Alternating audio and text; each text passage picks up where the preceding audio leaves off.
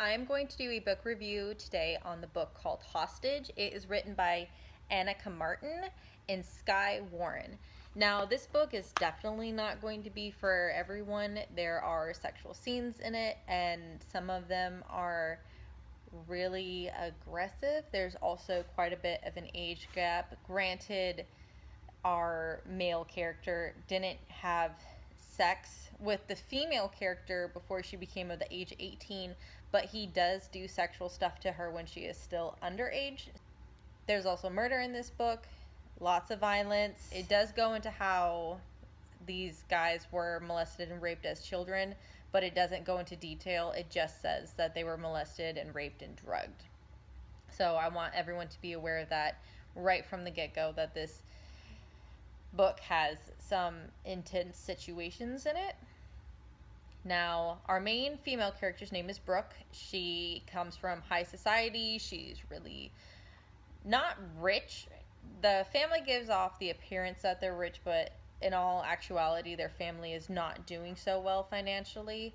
But to make appearances, they still throw a debutante kind of like ball. So like for her 16th birthday, they're kind of doing like a giant big sweet 16. She's very pretty, she's super smart, she's got a good head on her shoulders, she's really nice and compassionate and sensitive, just all around like a good girl. Our main male character's name is Stone.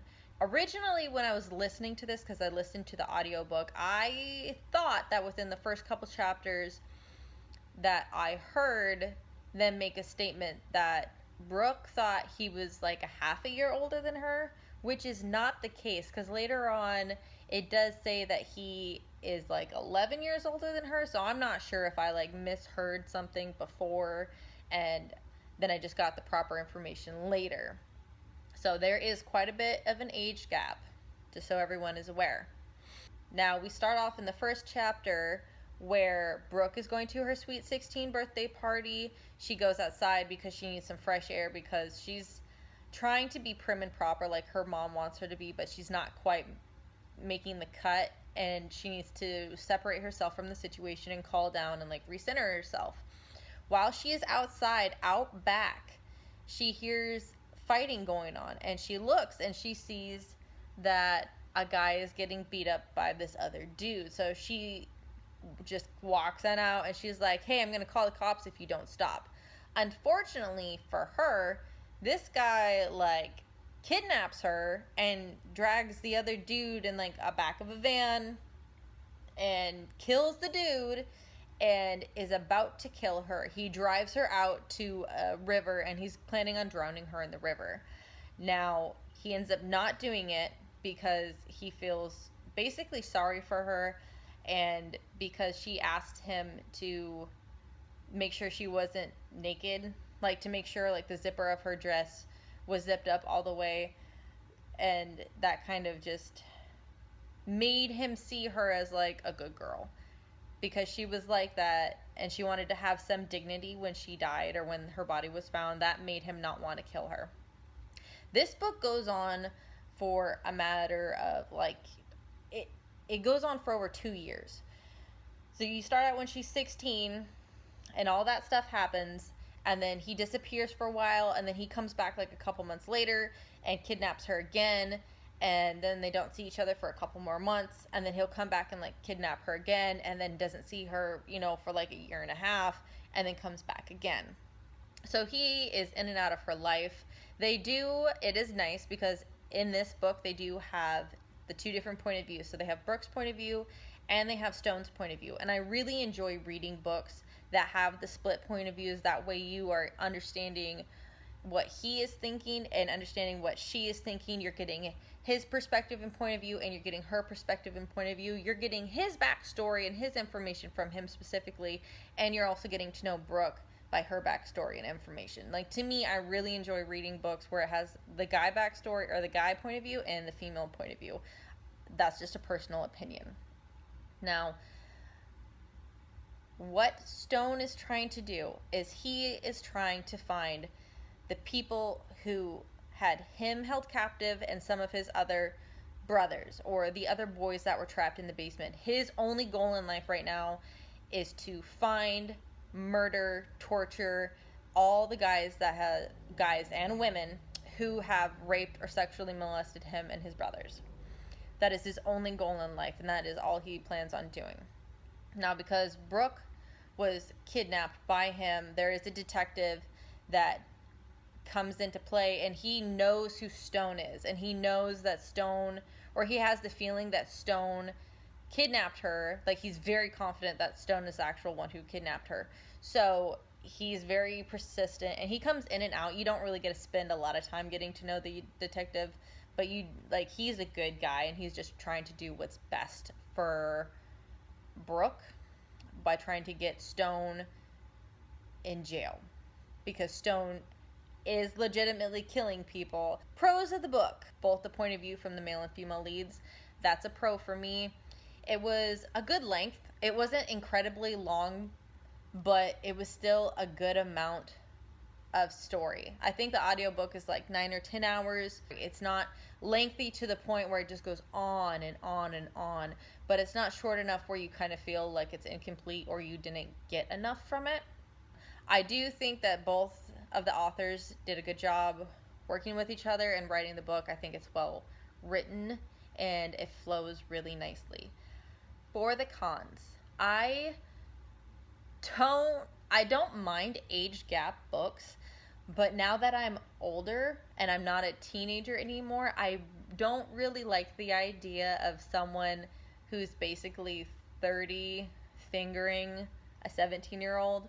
Like, that's not really, it's not okay to me. Like, I appreciate, though, I appreciate the fact that the authors waited until she was actually 18 to have sex with the male character. I will say that. I do appreciate that, because very easily the male character could have just, either raped her or, she could have just fallen into it. I'm not sure. I think if the male character was persistent enough, like, she would have given it to him earlier. I do kind of feel that Brooke fell in love with Stone super easily. Now, I get that he's very attractive in the story, but at the same time, she, like, fell in love with him after only seeing him twice within, like, a 1-year span.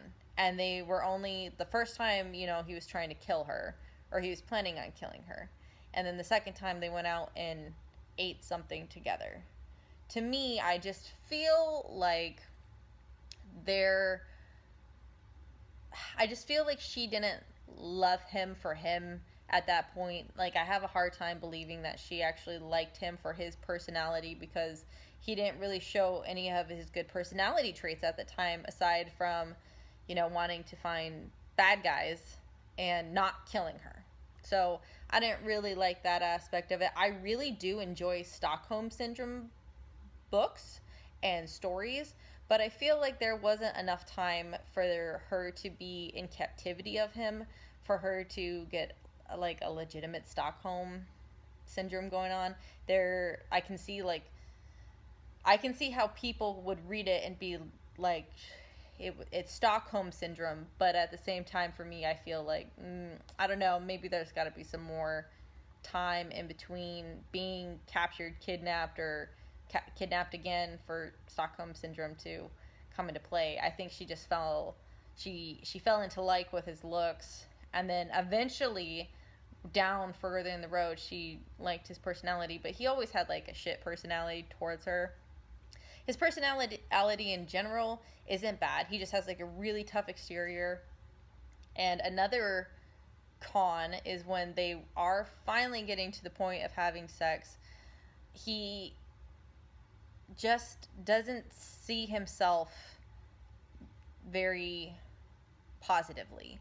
So when they are about to have sex, he basically is calling her, like, a dirty slut, and being very demeaning to her because she wants to have sex with, like, a grouchy dog, or, like, a dirty dog or something. He calls himself some sort of, like, dog in some way, and I didn't really like that. Not the fact that he's calling himself a dog, but the fact that he was calling her a slut when she's obviously a virgin, because she wanted to have sex with him because she fell in love with him. I don't know. Like, I understand why he did that in the story, and like where it makes sense to the authors to write it in such a way.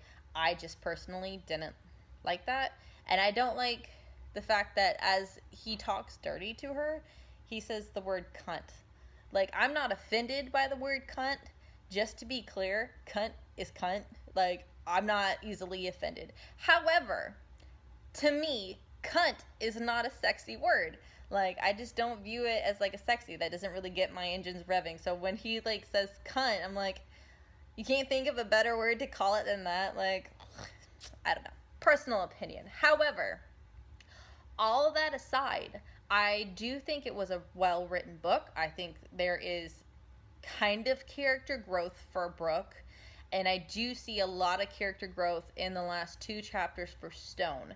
So there is that. I appreciate character growth and development. I like that a lot.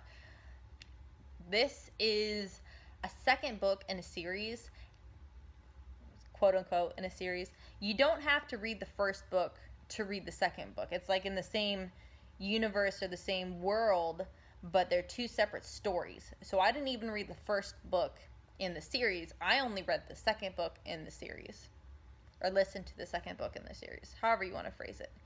Anyway, thank you for watching. I appreciate it. And if you have any book recommendations for me, please leave them in the comments below so I can listen or read them when I have time. Thank you for watching, everyone. Bye.